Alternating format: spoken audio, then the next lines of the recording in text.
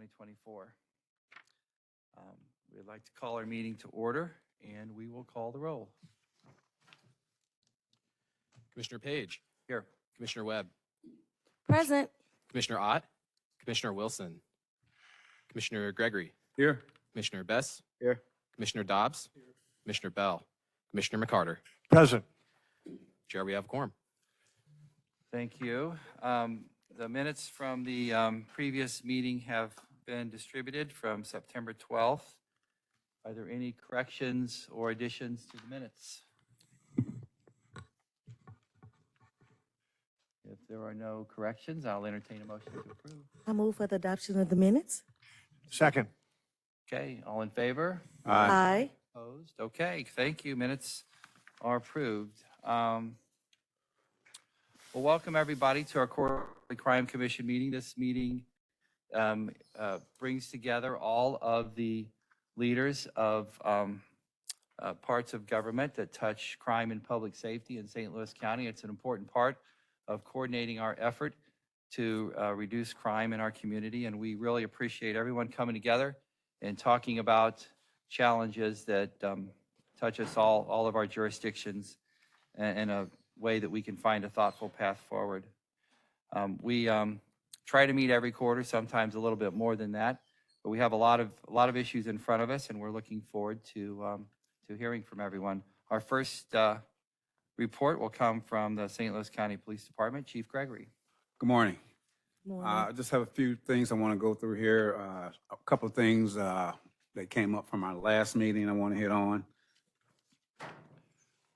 First thing up are our notable events. They involve citizen complaints, internal complaints. We have not had much change in that since our last meeting. I did want to inform you that citizen complaints are investigations that internal affairs carry on. A complaint comes in from a citizen involving one thing or another. It's assigned to one of our sergeants in internal affairs. We call them, it's BPS actually, and they complete an investigation. If you look at some of the numbers that I have there, we have had 9 formal citizen complaints up to this point. 6 of those complaints were sustained. That means that the complaint that came in, our officer did something that didn't satisfy that particular citizen. We investigated it, and we found out that our officer was in the wrong for whatever that was. 2 were not sustained, meaning that the officer did what he was supposed to have done. No further investigation about that. If they were sustained, discipline was administered to that officer. It might be an oral reprimand or up to a written reprimand or even to a suspension. Our biggest concerns that comes into BPS is that citizens feel like our officers didn't speak well to them, talk down to them one way or another, and again, all that's investigated. All our officers wear body cams now, so whenever they're in a situation involving a complaint or with the citizens, those body cams are turned on, and that gives us some type of indication as to what went on during that contact. Chair, I'd like to note for the minutes, Wesley Bell has joined the meeting. Thank you.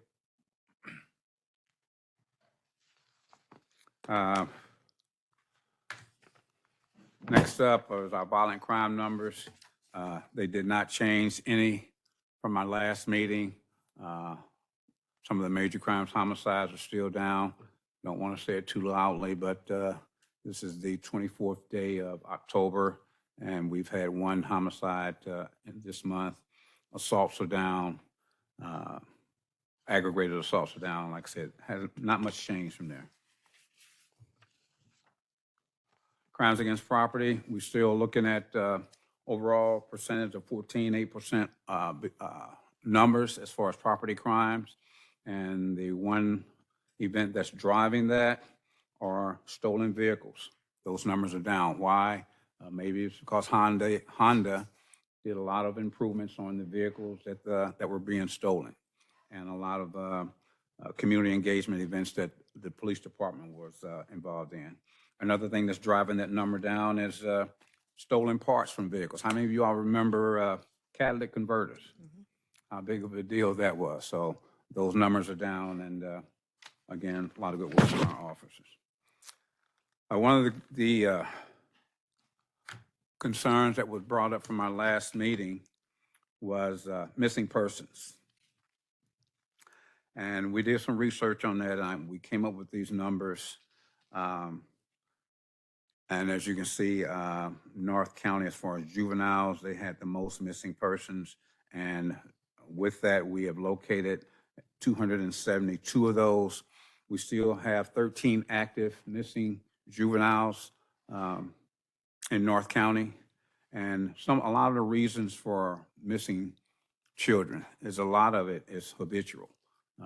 5 of those missings that are still open are habitual runaways. They just decided at some point or another they're going to run away. And a lot of times in those investigations, the reporting party refuses to meet with us, to have investigations with us about what's going on. We have one detective in our domestic violence unit, and she spends all of her time investigating missing persons and runaways. Ask me why we have more in North County now. I can't tell you other than the fact that that's the largest area that we patrol. But we have had success in locating juveniles, success in locating missing adults. Missing adults, elderly person living at home, he walks to the grocery store, can't find his way back home, they report him missing. We file a report. Whether it's an adult or a juvenile, we immediately take a report, put out descriptions of the person that's missing, when they were last seen, and start contacting friends and relatives trying to locate them. Silver Advisory, I don't know if you heard of a Silver Advisory, we'll put those notices out. A Silver Advisory is a person has to be at least 65 years old and suffering from dementia or some other type of cognitive impairment. That immediately goes out. Amber Alerts are put out when a child is missing, mainly abducted, and there's a fear of serious bodily harm or death to that child. That alarm goes out. It goes out to the media, it goes out to other police departments, and we get very involved in working with Amber Alerts. As far as being active, our detectives continually work to try to locate these adults if there's one missing or juvenile. That work never stops on their part. Human trafficking. There are times when we talk about missing juveniles, sometimes they end up in this type of situation. This year, we have opened up 65 cases that have been involved human trafficking.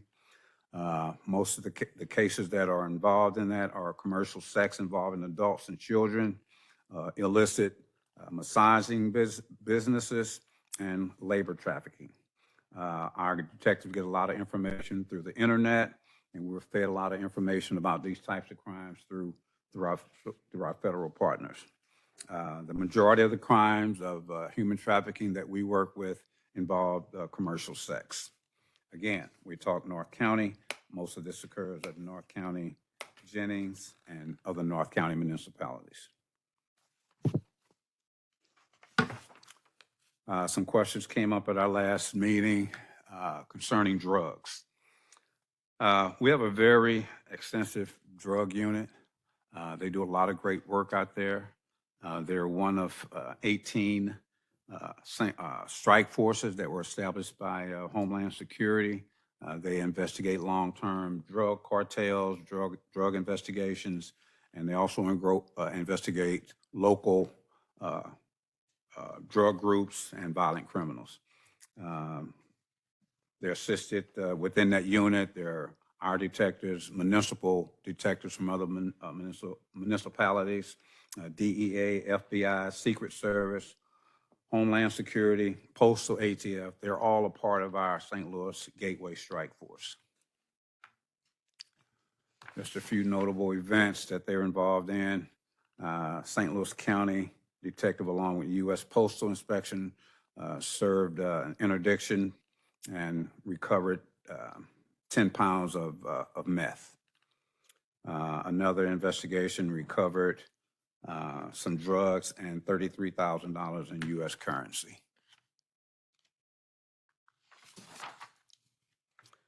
Another investigation, a controlled buy situation, I'm sorry, a controlled buy investigation, recovered 24 pounds of meth that was concealed in several bags of Cheetos that was on a UPS truck. 29 pounds of meth, you figure about $2,000 per pound. You got a street value of about $60,000 of meth right there. Between January 1 and September 30th, our drug unit, the strike force, seized close to $350,000 in currency, $46,000 in property.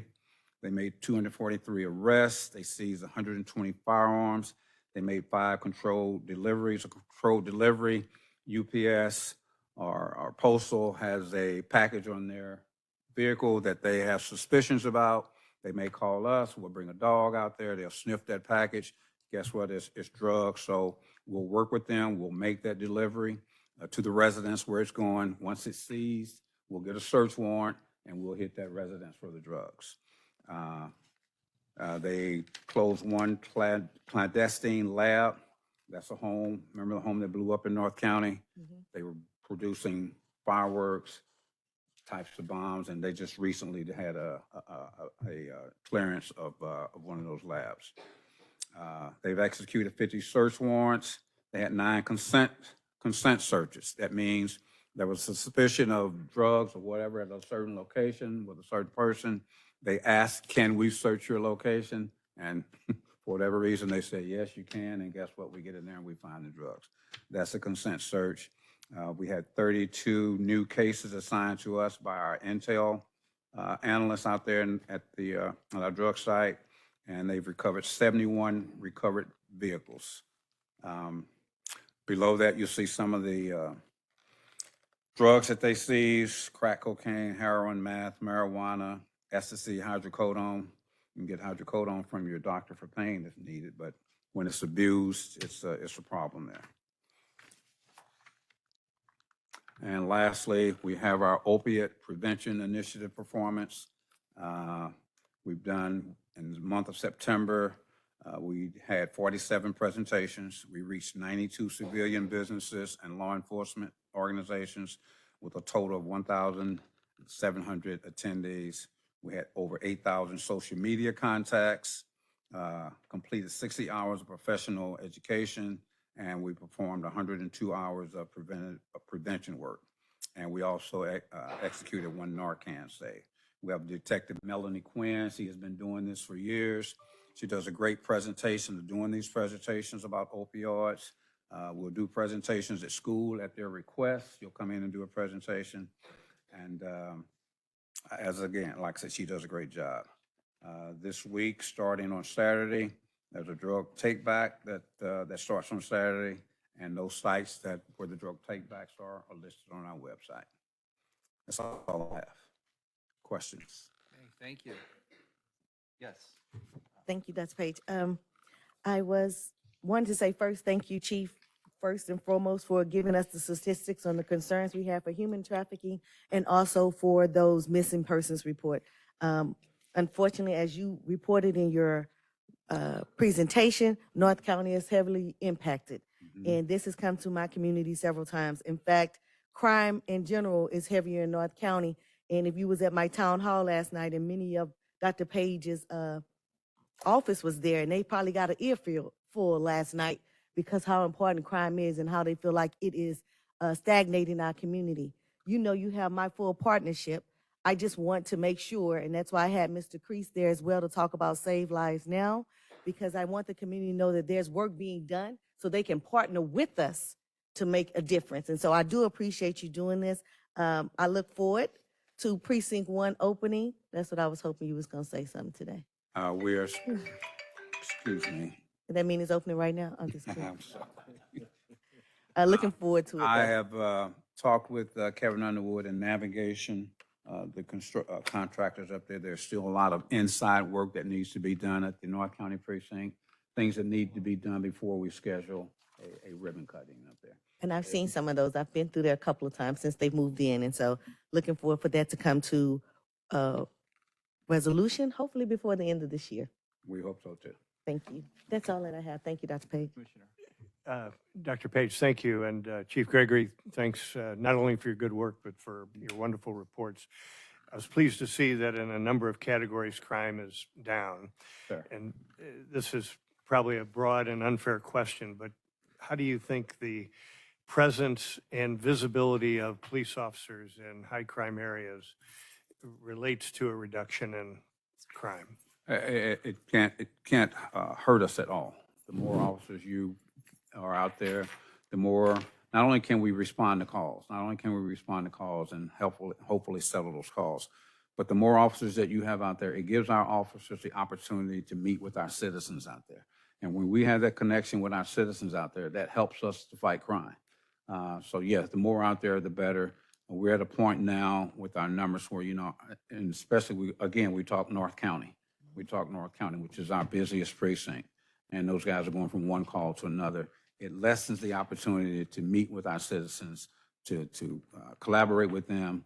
Because again, they're the ones that know what's going on in their neighborhoods. And we talk with them, we got a good relationship with them, it helps us. So the more officers I have out there, the more that we can do that. And We can, yes. that's good to hear. And a follow-up, and I think we talked about this at one of the first meetings I attended. I've been hearing anecdotally that police officers are retiring in greater numbers at earlier ages, and there are fewer applicants coming into the system, fewer going to the academies. My guess is that situation still exists. Yes, sir. As a matter of fact, I made a committee of the whole, had a committee of the whole meeting yesterday in reference to our budget for 2025. And again, our numbers came up again, and we did an analysis nationwide. And one of the things that they mentioned to us that since about 2020, the number of retirees and numbers of people resigning from law enforcement is increasing. And yes, it's affecting us also. Is that those increased numbers of retirement due at least in part to lack of appreciation for police work? And I think most of the retirements are just that time for retirements. A lot of the resignations are largely because of the scrutiny that they get from the public and from the government, things of that sort. They're retiring because of low pay, long hours, things of that sort, are some of the reasons that they're retiring. And not only are they retiring and going to another police department, they're getting out of law enforcement altogether. Chair, I'd Thank like the record to show that Commissioner Terry Wilson has joined the meeting. Thank you. Thank you, Chief. Thank you. Other questions for the chief? I have one go back, Dr. Page. It worked last time, so I'm going to try it again. One other issue that I really would like to get some more detail about is some of the juvenile crime rings. The reason I'm referring to it is because you talked about the amount of property crimes that are kind of going down, but I'm hit from different subdivisions where there's been, and it looks like an actual group of teenagers that are going and rummaging through people's cars. It slowed down for a minute. Now it's picked back up. In fact, my car was a victim on Monday. And so if there's any information that you can share with us, if it's a particular group that we already is on the radar, maybe the crime center that's doing the cross-reference of materials and identifying who is doing what type of crime and in what community. If we can get some of those details, I would greatly appreciate that as well, sir. We'll work on it. Thank you. That's fine. Thank you. So, Chief, it looks like we're relatively flat on total aggregated assaults, the type of stuff that might get someone arrested and put in jail. It looks like the trend for the past couple of years has been a significant reduction in crime, and now do you think we're flattening out a little bit? I think so, but I think if you look at, I was at another crime commission meeting on Saturday, and it's the same thing that's happening in St. Louis City. Chief Tracy gave his numbers, and it's the same way there. It's flattening out in those regards. And as he said, and as I said, Our officers out there doing a great job. Can I say it's all about our officers? No, but whatever it is, we want it to continue. So, but yeah, it is flattening out. All right, thank you. Mhm. Questions? Okay, let's move on to our report from our Department of Justice Services. Director Bess. Oh, I'm sorry. There you go. Good morning. Good morning. All right, well, starting off with our population, again, as of October, this is as of October 21st of 24, our current jail population is at 1228. I am happy to say that as of this morning, is down 1202. But as of October 21st, 1228, excluding those that were at the time either in our housing, in our intake area, awaiting housing or some form of release. As shown, we have had an increase in our census population, again, dating back to 2022, with a considerable increase beginning from January of 23. And we saw a small decrease in late 23. However, since then, our jail population, again, is reflected during the last commission meeting, continues to increase with some minor fluctuations. When we take a look at that number a little bit more in terms of that 1228, one of the things that I wanted to note was we had a total of 429 residents, or 35%, that makes up our Class C, D, and E felonies. The breakdown of each felony class type, is highlighted, as you can see, with our Class E felonies at 25%, Class C at 8%, Class D at 67%. Class D felonies usually consist of those offense types of second-degree assault, burglary, second-degree possession of controlled substances, where the maximum penalty for Class D felonies are no more than 7 years. The second highest, as you see, is Class E felonies at 25%. Again, some examples of those types of offenses are resisting arrest, domestic assault, third-degree property damage, where those penalties are not more than 4 years. And as, again, you see, Class C felonies are relatively low. With respect to, when we're talking about pretrial services supervision discussions, I think it's important that we really look at and zone in on, as you can see, those Class D and E felonies, where we should look to see about pretrial supervision suitability for those charged under those classification levels. One quick note of the 429 residents charged with Class C, D, and E felonies, there were at least 167, or 39%, of residents that remained in custody for over 100 days. Based on the time frame ending 2022 to present, there was, only a slight increase in our Class A and B felonies, which is represented by that red bar. And then the data highlights the increase in our Class C, D, and E felonies, which is that green bar that you can see the increases occurring over time. There has been a modest increase in our jail population with respect to those involved, those that have been sentenced, which is that yellow bar. And keep in mind, these are individuals that have been sentenced. These are individuals that could also be in for probation, parole violations, anybody that's under federal contract, detainees, or any other local holds, whether it's municipal holds or any other holds that they're in custody for. Director Bess, I want to interrupt you here and understand this. So when you say there's been an increase in C, D, and E felonies, you mean an increase in people in your jail who have committed or accused of C, D, and E felonies? That's correct. That has been Because charged. we just heard that crime was down or flat in our community. So the people actually committing these crimes aren't increasing, but the people in the jail for these crimes are increasing. Right, and then you have residents with longer stays of C, D, and E felonies. So, depending on the time frame when we're talking about that flatness, these individuals have been in for a good period of time. Okay. All right.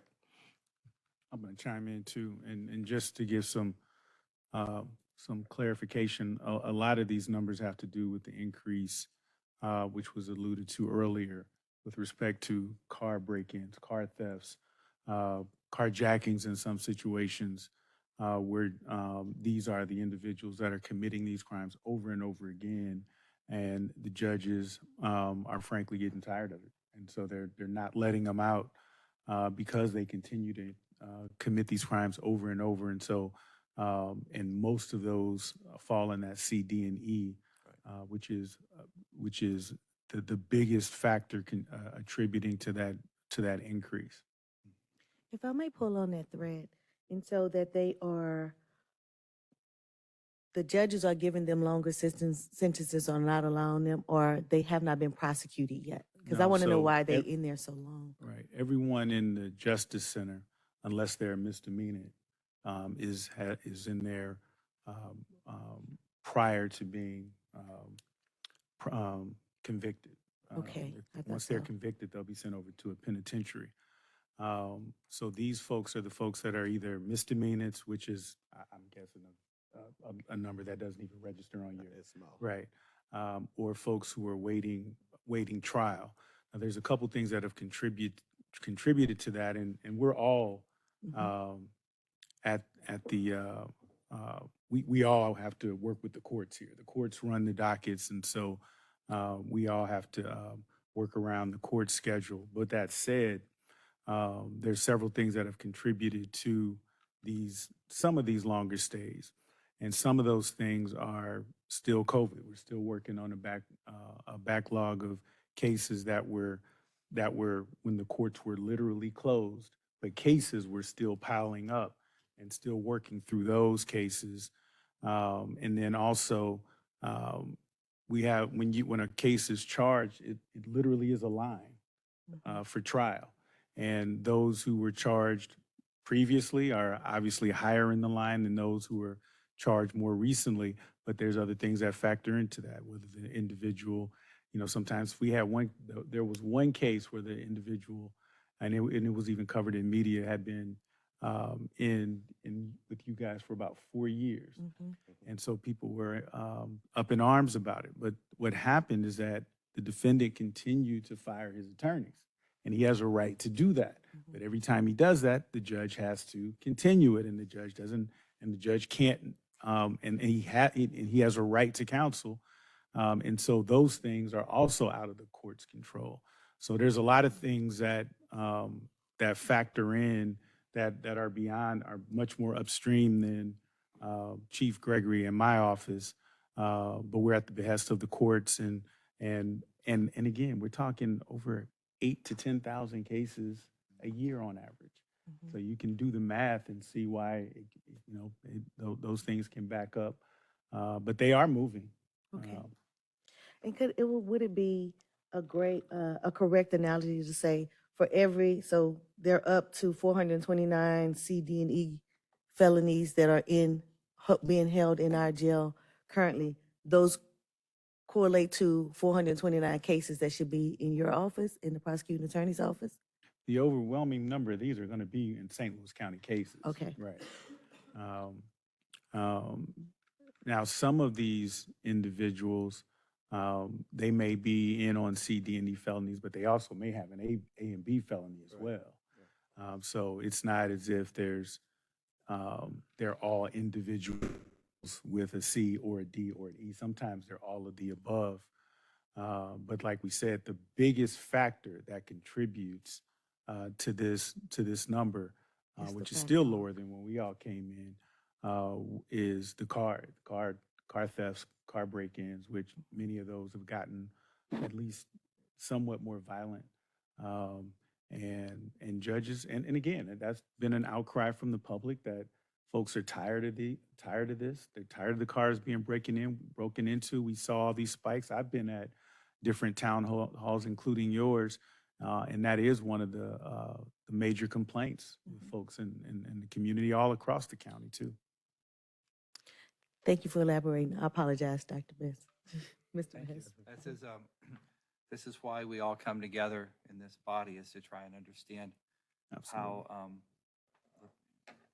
the things that are in our direct jurisdiction are impacted by the decisions that others make.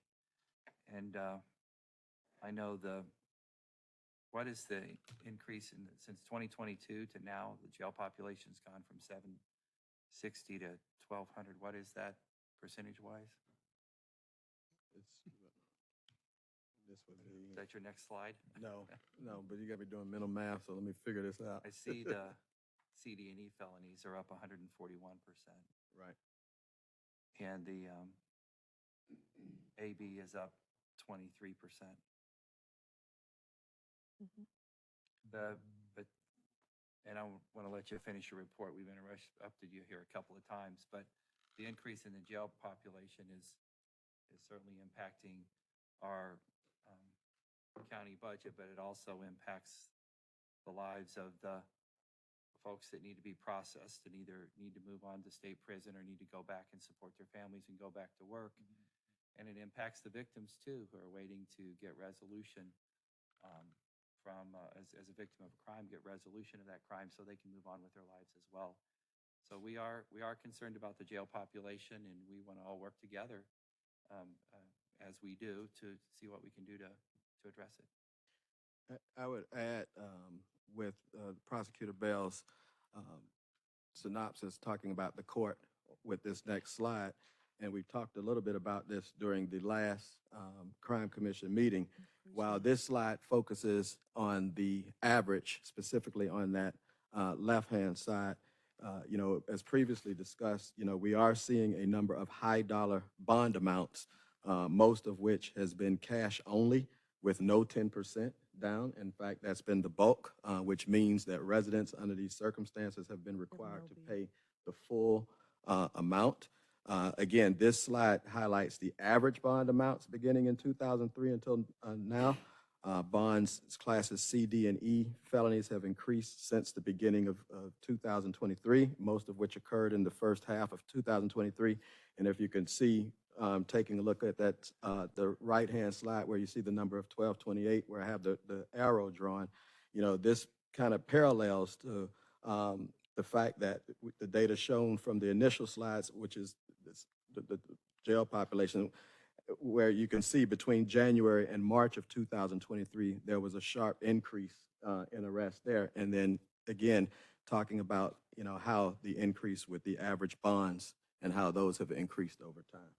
So again, we're in response to what Commissioner Bell talked about, we are seeing an increase in, high dollar amount bonds, cash only with no 10%. And the fact is, as I've said before, we have many that cannot make bond, and Right. therefore they're still Sitting there. there. Yeah, and I think it's to be fair to the courts set the bonds, but since no one's here from the courts, I think it's only fair to give some insight on why we're seeing that. What the courts are seeing is someone will, for example, break into a car, they're released on recognizance, and 2 days later, they're being arrested again for breaking into a car. And so the bond goes up. They make their bond, and then 2 weeks later, they're being picked up for the same crimes. And so courts, and we've seen the frustration with the courts as well as our office, but the courts in particular, the judges are saying, hey, this has been 5 times. We're not going to just let you keep doing this. And keep in mind, every single time that they are arrested for these types of crimes, there's a victim. And there's someone who can't get to work, or someone who might have been held at gunpoint. And so, the judges set the bonds, but I do think it's fair to talk about why that's happening. And if you take away the auto theft cases or cases involving cars and things of that nature, this number drops back down significantly. And so that is an issue that needs to be addressed, and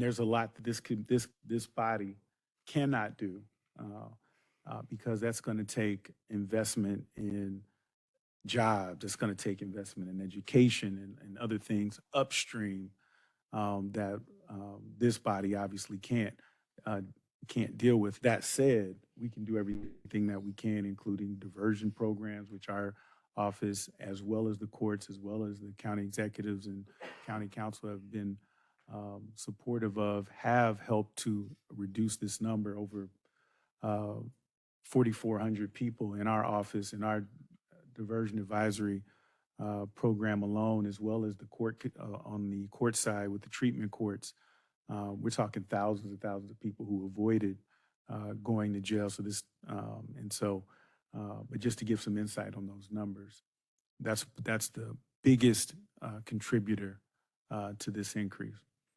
Commissioner Bell mentioned diversion.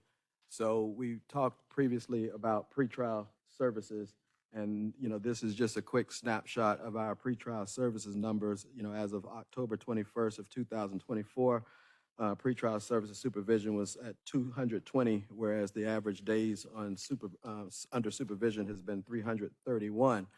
But I also want to be able to show through this next slide, just the progression in terms of how, folks being released on pretrial supervision throughout calendar year 2024.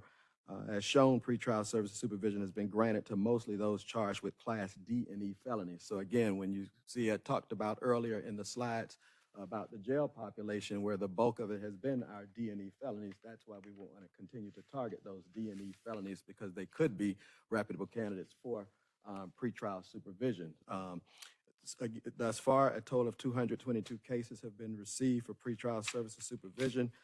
Again, I think, when you take a look at those numbers of those that are in custody under D&E, certainly, again, we can increase those numbers as well. I will say this, with this last slide, we are working to finalize our agreement for technical assistance with the Center for Effective Public Policy, as noted during the previous Crime Commission. County Executive and County Council has approved that. So, and I think that will help complement any other, diversion efforts that's already there, and then bringing Center for Effective Public Policy in to assist with fine-tuning our pretrial service release policies and program overall could also help, because what it does is it gives the court another option of what the court can rely upon for release.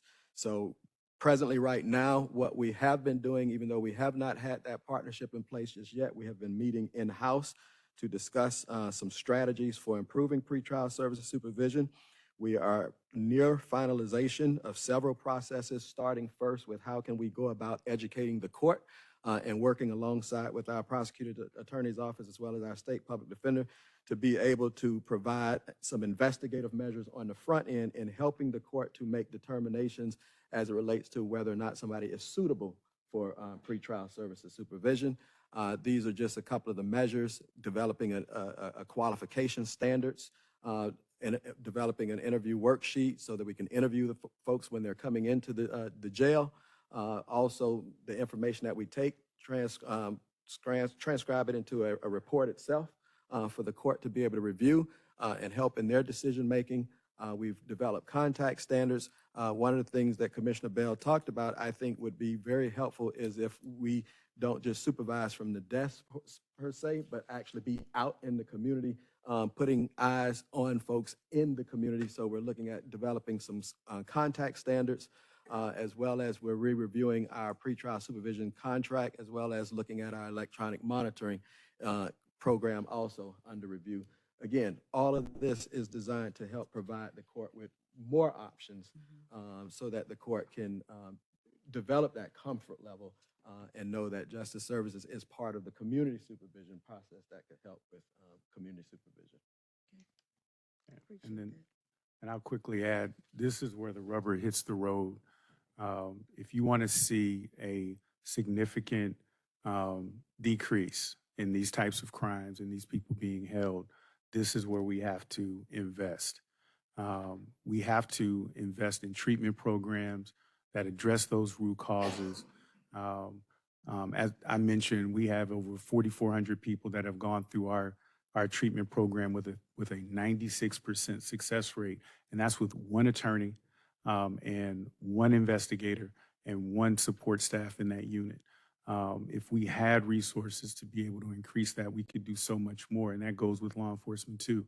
They have to be fully staffed in order to be able to do their job. And then in addition to that, they need the resources to also be able to direct folks to treatment programs and things of that nature. Our jail, our justice center, they're doing, I don't know if you realize the work that the Justice Center under Keto's leadership and folks before him as well have been doing. This is an nationally renowned and known jail system that is doing tremendous work, but it also takes resources. But those resources turn into successes and lower recidivism rates. And when you're talking about crime rates, your recidivism rates are your primary issue, your reoffenders. And if you are addressing those issues and giving those folks the treatment that they need, connecting them to the jobs and job training, that's when we start seeing a really significant decrease. And then we start seeing complementary impacts where law enforcement can do their job and have more options as well. Prosecutors, the courts, our jail systems all have more options, and those benefit the people, not only our victims, but also the folks that are being charged with crimes. Okay, any other questions? Yes.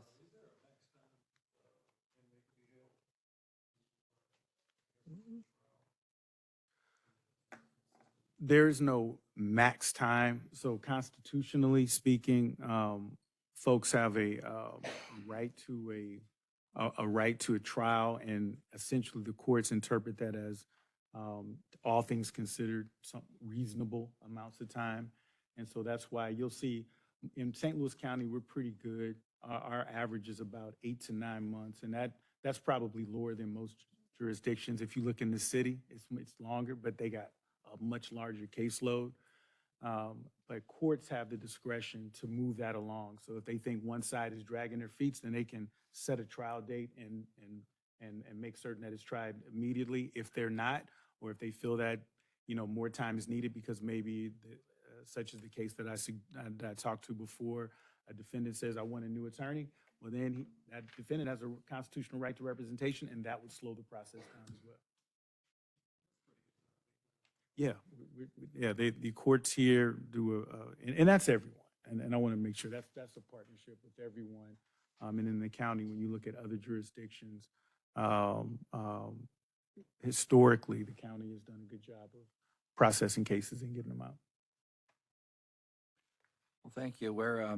We really want to focus on the explosion of our jail population, and we really appreciate your insight on pretrial diversion as really one of our biggest opportunities to address this. We know that there's not a single answer for any of the complex questions in front of us, but pretrial diversion looks like that's a big opportunity. Let's move on to our next agenda item. We have here the opportunity to hear from Brandon Sterling, who is the new Executive Director of the Save Lives Now initiative. Brandon, can you come forward and introduce yourself and tell us a little bit about you and then take us through this presentation? My name is Brandon Sterling. I am the Director of the initiative as of about 2 months now. So I'm happy to be on board. I've had a chance to spend some time with some of you over the last few weeks, and hopefully over the next few months and years, I'll spend more time with even more of you. You'll see as a reference point, we'll be using the update that was given to the advisory board a couple of weeks ago. Before I begin, I want to just offer one small point of forgiveness. I think some of you endured me losing my voice. I was sick the last time. Now I'm getting over an eye infection. So if you see me grimace, it's just because I'm moving through the light. Next slide. So this is a truncated update. I think some of these things you're going to know already, but just as a reminder, this is a regional effort. I think that's very unique. I think for those of you that have been hearing about this over time, that's something that's kind of settled in, but I do want to remind you that in most cases across the country, this has only happened in a particular jurisdiction or particular city. So what we're really embarking on is very unique, and it gives us an opportunity. As I told somebody yesterday, if we're only marginally successful, to serve as a model for the rest of the nation. And I'm really, really excited about that. Our primary goal is very simple, which is to reduce non-fatal shootings and homicides by 20% over the next 3 years. and to focus our attention on those that are at the most risk for committing violence, right? And obviously, this is a balance of both law enforcement interventions and support services. And I want to remind people as they hear more and more about Save Lives Now, that these are evidence-based strategies. So we're not guessing at what we're attempting to utilize or the approaches that we're proposing. These are things that have worked in other cities like Boston, Chicago, Oakland, and various other cities that you've probably heard of as well. Next slide. So many of these milestones are some things that you've probably already been familiar with. Some of them predate me, obviously. I think some of the most significant things are, again, a range of people across the region, both local governments, law enforcement, community-based providers, choosing to work together, which I think is really incredible. A number of institutions offering some initial funding. And probably one of the more significant things is that the City of St. Louis signed a contract with 3 technical assistance providers. All of these are subject matter experts, each one of them in one of the particular interventions. Some of them have had the experience of working with one another in other cities, but this is the first time that they'll all 3 be working together at one time. And we're really, really excited. I spent some time at the University of Maryland on Monday and Tuesday on a symposium on cognitive behavioral theory, and was really blown away by the number of people from across the country, including funders, who spoke specifically about one of the TA providers and the work that they had done in other cities, which we'll talk about a little bit later. Obviously, you've had the opportunity to meet Tom Creese, who is your St. Louis County Director of Violence Prevention, which was also a major milestone. People are considering my hiring a milestone, and I'll take that. In addition, getting that contract signed with the TA providers, but beginning meetings has been really fruitful for us, and we'll talk a little bit about that again as we move to the next slide.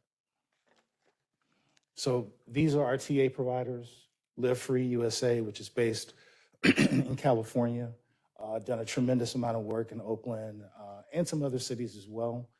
Their focus is street outreach. Again, I won't belabor you with a bunch of definitions. I'll try to save some time at the end if there's some points of clarification that are needed, or if you just want to ask some general questions. But these folks' reputation, precedes them. NNSC on the focused deterrence side, so they'll spend quite a bit of time working with law enforcement, and then ROCA on the cognitive behavioral theory side. Next slide. Again, really here, I'm just going to give you an opportunity to read some quotes. This is really just me impressing upon you. These are evidence-based interventions, right? So we'll just take a moment. I'll give you an opportunity to read this slide, and then we'll move to the next in just a moment.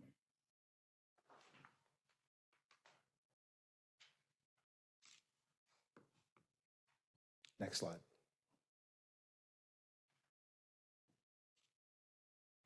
Next slide.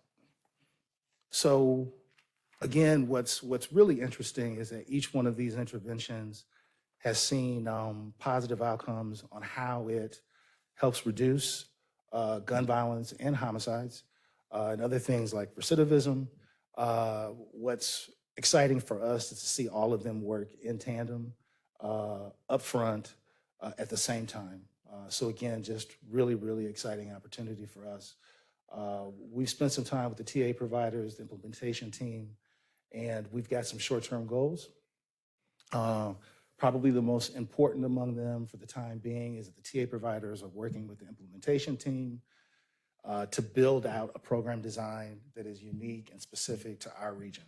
I think one of the things that's really been impressive in interacting with all the providers is that they've made it clear that they understand that every community is unique, that some of the things that we see and endure may seem similar to what's happening in other places, but the resources, the environment, the circumstances in which those happen might be different, and that they want to be respectful of our community and our unique perspective.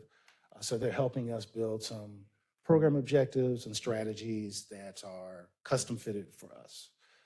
In addition to that, we'll start to look at scope of work. Each of them has a contract with some deliverables, but we'll spend some time talking about how we roll out initial services.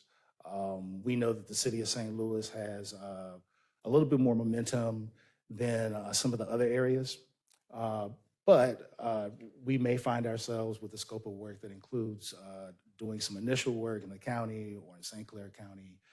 All those things will be worked out in the process, and all those things will be worked out in tandem with implementation team members who have representatives from all those three areas. Next slide. Something I'm really, really excited about is that this TA opportunity comes along with not just technical support, but with a tremendous amount of training. I don't think we've said it enough. I think it's obvious that one of the things that will happen is that we'll deploy street outreach workers in areas where we know high-risk individuals are living or committing violence. But there'll be other people who get those trainings as well. So community-based providers will get those trainings. Law enforcement would also get those trainings. I got to spend a lot of time when I was in Maryland really talking to people about how those trainings have helped law enforcement do their jobs better and develop trust between themselves and community members as well. So really excited about that. So we'll start to see those training modules developed and then tested.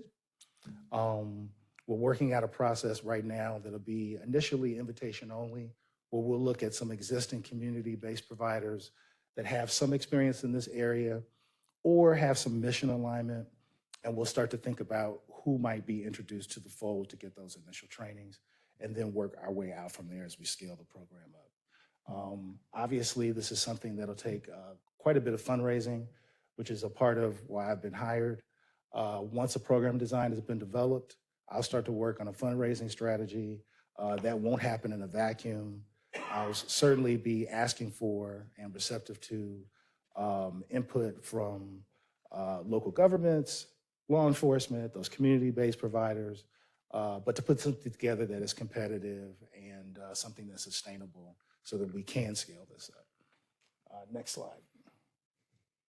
So again, I've referenced this already. We'll start to identify some existing or new community-based organizations that should be involved, along with some individuals, specific individuals who can help on the street outreach portion.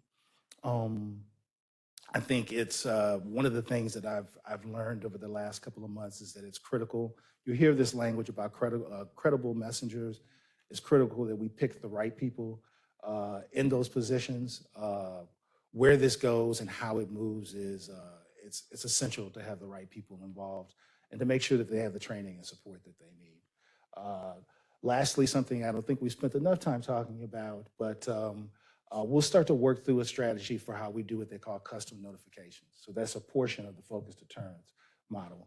So while both street outreach workers and law enforcement will be doing quite a bit of work around identifying those high-risk individuals, once those people have been identified, we'll use custom notifications, which sometimes are called call-ins, to actually find those individuals where they are, tell them that we know who they are, and give them an opportunity to change the trajectory of their lives.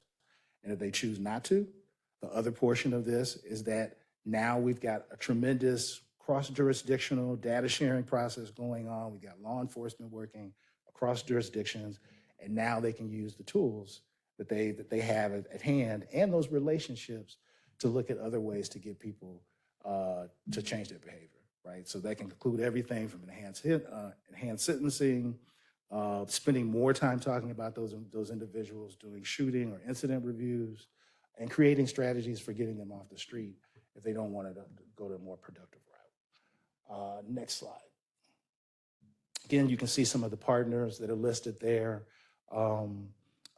I didn't mention the Violence Reduction Center, but they're still involved. I think some of you have met Tom Apt previously, still involved, definitely at the high level, systems level.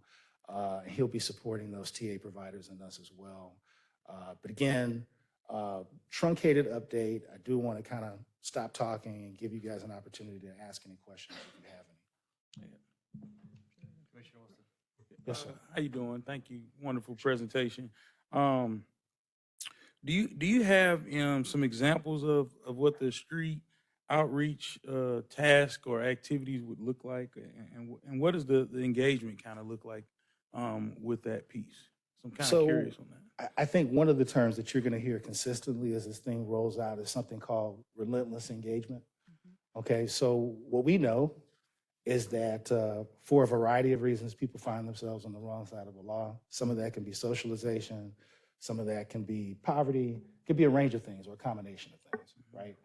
Getting people to change their life is not something that happens overnight. So all of this begins at relentless engagement. Those street outreach workers are trained in, our street outreach workers will be trained in traditional street outreach work, which is about knowing the community in which you're asked to work in, right? So to the best of our ability, not placing strangers in communities, right? Looking for individuals that may have similar history, right? And have turned their life around, training them in street outreach, training them in relationship building, training them in the cognitive behavioral theory, which, by the way, if it hasn't been said yet, and you'll hear us as this thing goes on, we've stopped using the term cognitive behavioral therapy because we want people to understand that we're not offering this in a traditional clinical setting. This is mobile, this is on-site, this is wherever a person can be found, wherever they feel safe, receiving services, right? So at its bare minimum, at its root, this is about developing relationships, this is about interrupting violence, this is about helping to mediate some conflict, getting somebody to a place where they feel like they've got enough time to start to think about what they want their life to really look like, right? So for some people, that may take 6 interactions. For some people, that may take 20, right? I want to say to you what I think all of the law enforcement folks that have been involved with the implementation team, we've all said collectively as a team, we understand that law enforcement, if you have cases on people, you need to make those cases, and that we shouldn't do anything to hamper that, right? So that portion of things doesn't change. We respect that. That is their obligation, right? But for those who, at this point, are just persons of interest around violence, who may not have open cases or something like that, but we know that they either could be involved or they're influential in communities. Getting them to make a change is pretty critical. And it really, and I know it may sound a little ambiguous, but it really begins at understanding how important it is for these people to find somebody that they can trust. At the point they find somebody that they can trust, that person being trained and doing an initial assessment of what their needs are. So that may be rapid relocation. You know, we spent time on a call yesterday understanding that some of these people, to make a change in their life, they may need to get out of their neighborhood. Not a month from today, not 2 months from today, but tonight, tomorrow, right? So finding the right service providers, people who have the right hours of operation, that they can respond to those needs as they come, right, quickly. And then from there, the other supportive services, right? So we know that poverty breeds desperation, desperation breeds poor choices, right? So whether that's workforce development, which I believe that everybody across the country doing this work believes is critical, making sure that people have other opportunities, they can replace what's going on in their life with something that's more meaningful and that is sustainable, right? In that same vein, I know you're working with outside of the community organization in the planning phase. Are there any plans to work with some local organizations that are kind of already doing some street engagement to kind of build up on Yes. those relationships that are already out there? I'm actually happy that you phrased it that way. So when you think of the TA providers, I want you to think of them as school teachers or professors or instructors, right? So they don't do the work. Yeah.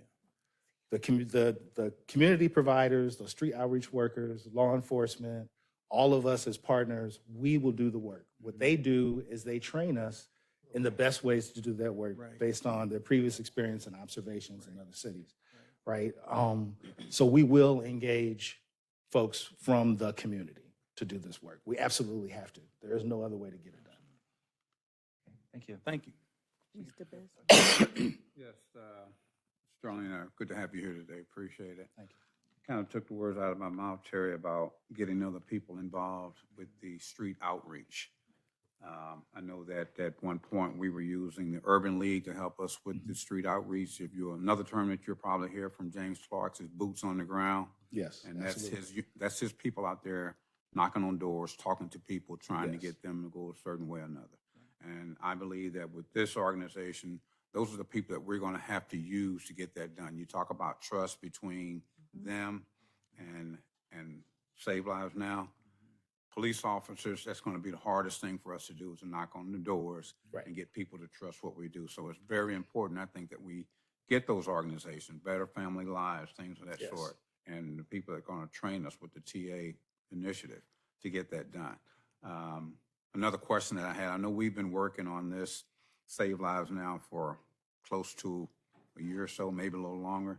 Is there any set date where we're going to start that 3-year push to get these numbers down? I know we got some training to do. Yes. Is there any? So you see me smiling. Yes, I am do. so anxious to get started. Okay. Look, I've only been here 2 months, and I think every week I hear from the TA providers, Mhm. give us a minute. Okay. So I think for them, again, coming up with a program design that they believe they're confident in, making sure they understand the community. We spent some time yesterday as an implementation team with the TA providers yesterday, talking about doing at least an initial meeting with some of those existing providers, you know, like the Urban League, sometime next month. And from there, it's really about how long it takes them to develop the training modules. So some of the training modules are pre-existing. So what ROCA does around cognitive behavioral theory, they call it CBT Rewire, but it still has to be conveyed and trained to a certain number of people. And so one of the things we're talking about is capacity checklist, right? Which organizations are best suited to deliver this particular material, right? So what I can tell you is that you'll see some movement in the next 6 months. That probably won't be full implementation, right? What that'll look like is some small scale work, right? But I am anxious. I'm as anxious as anybody else. You know, I think one of the journalists asked us a couple of weeks ago, you know, if there's one thing you could ask of the community, it's very simple. Patience. Give us the opportunity to develop something that we know works, rather than asking us to rush and put something out that we're not sure about. Right. I think we were kind of behind the line, man, when we waited so long to put you in your position. You probably needed to I be heard there. something about that. You probably need to be there long before now. Yeah. Yes, sir. Mr. Commissioner Best. Webb? Oh. So I do want to say thank you. Appreciate being a part of the advisory last meeting. Just like you, anxious. I want to let you know that I will be bothering you like I bothered Mr. Priest last night to come before the community, because you said something important. We don't want to put strangers in these communities to serve these communities.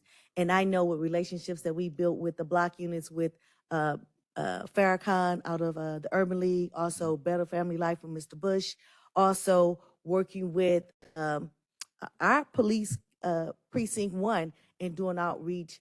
We want to make sure that these are people that live in the community that has already established trust. And so I'll be reaching out to you in your office to see how we can be engaged more, me specifically be engaged more. And then the other thing is, as we heard from the chief, that numbers are stagnating or numbers are down. I don't want to say stagnating because we like those numbers in crime to go down, but leveraging what they are already doing and then compounding that with Save Lives Now. I am excited and very, very optimistic on that this won't be a one and done, that this will be the transformation of St. Louis County, which then would change businesses and economic growth in this region. So I'm excited about your work. And yes, I will be inviting you to my next town hall. I'll be there. Thank you, Mr. Beast. So while we do have CD and E felonies that we talked about that are in custody for a period of time, we want to try to make sure that we're productive in assisting those individuals. And I'm very interested in cognitive behavioral theory programs. do you have a specific CBT program in mind? And I ask because from a consistency standpoint, what we're looking at doing in justice services, in fact, we've already started offering to our case managers for them to get certification in the Making It Work cognitive program, which is, as you know, employment-based through Dr. Steve Parise, but then also moral recognition therapy we're exploring right now to be able to offer to our case managers or community corrections officers, which is just simply them getting the certification either online or traveling to Tennessee to get that done. So, but I want to be consistent. I would want to be consistent with what you all are doing. So do you have specific CBT programming in mind? So, and I appreciate where you're coming from. So I'll say this, you know, it was interesting after the advisory board meeting, somebody in the health sector came and talked to me. And so you may hear me gravitate towards some very obvious stakeholders because I want to make sure that law enforcement hears me and that they know that I see you. The community-based providers, the same thing. But to those ends, you know, folks that are involved in corrections or parole, our hope is that they will be involved with this. You know, prosecutors, our hope is that they will be involved with this. You know, there's a role for everybody to play. What we know from a research standpoint is that there's a version of CBT that is used in correctional systems that does work. Having said that, there's nothing preventing the county when it looks at who it wants to see go through the CBT training that we'll be offering to the TA providers to choose, you know, different stakeholders from across a wide range of, you know, both the judicial system and law enforcement. Tell us who you believe you want to see get those trainings, right? So to that degree, it'll be open to them, right? And I do appreciate what you're saying because we want some parity. And even when I bring that back to when we think about some of the existing community-based providers who we know are doing good work, one of the things that we will ask them to do is if they commit to being part of Save Lives Now, is that we want implementation of the program, what we would call program fidelity. So we would ask them that if they're going to be a part of Save Lives Now, to use the intervention as it's taught, right? If nothing else, so that we can measure its effectiveness as we go along. Commissioner McCarty, did you have a question? No, thank you, Dr. All right. Page. All right. Okay, well, we're about 10 minutes over, but this was a vibrant discussion. We had a lot of material to cover. We did have a long discussion about reducing the jail population. We think the best way to reduce the jail population would be to reduce the number of people committing violent crimes. And the Save Lives Now initiative is really one of the most impactful things that we've done in our region, and we're really excited in this partnership and look forward to engaging you all. And with that, I'd entertain, oh, yes. Well, Dr. Page, I wanted to point out that Judge Ott is here. She's hiding in the audience there, but thought we ought to acknowledge that she is here. And this may be her last meeting. I believe it is. Yes, because her term as presiding judge will be ending and Judge Hilton will be sitting in this seat next year. That's right. Okay. So thank you, and I'll take this opportunity to thank the commission. I think the work is very important.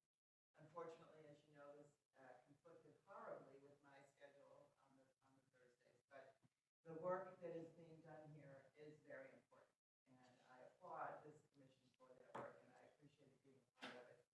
I appreciated the talk today about the jail population, and I have nothing to add to that, but I would ask people to refer to the discussion that Director Bess and the chair and I had at the last meeting. I thought that was a very good exploration of the issues.